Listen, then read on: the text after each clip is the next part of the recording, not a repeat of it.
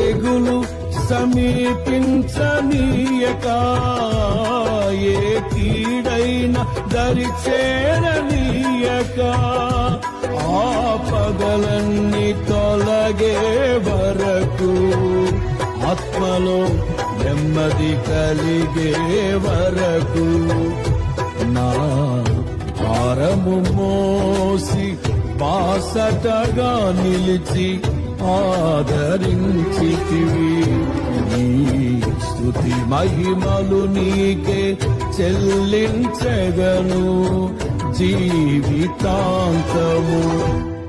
ఘనమైనవి నీ కార్యములు నా ఎడలా, స్థిరమైనవి నీ ఆలోచనలు నా యేసయ్యా. కృపలను పొందుచు కృతజ్ఞత కలిగి